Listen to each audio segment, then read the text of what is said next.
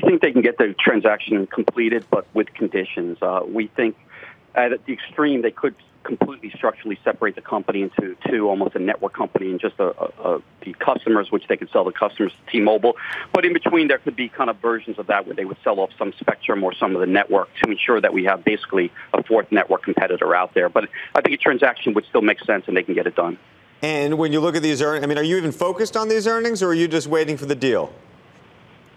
Pretty much the deal. I mean, but the earnings look fine. No real surprises. Kind of everything kind of came right in line. A little bit better expense management. We're seeing for the whole industry, though, pricing is going up slightly, mostly, or revenues are going up slightly, beats mostly because of a lot more usage.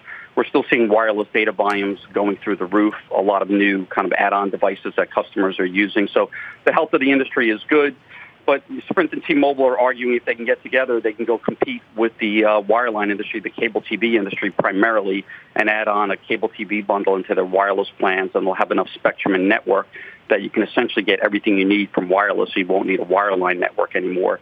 And so that is something that the FCC might see favorably and just allow the transaction to go through as structured. Do you expect prices, if they are to merge, or we're allowed to merge, do you think that pricing across the board for customers, once they build out this 5G network, are going to go up or down? Meaning, do you think that the market becomes more competitive or less competitive? Well, if you look at it in terms of the total wireline wireless market, prices are going to go down a lot. What you pay for pay TV is going to go down. What you pay for broadband is going to go down.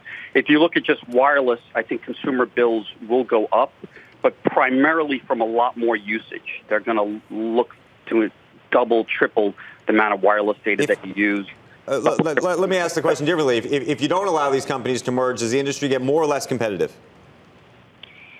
The industry will be more competitive if they do not merge on the wireless-only segment, but less in terms of the overall wireline wireless. So you do not buy the argument that making a more powerful third player will actually put pressure on AT&T and Verizon?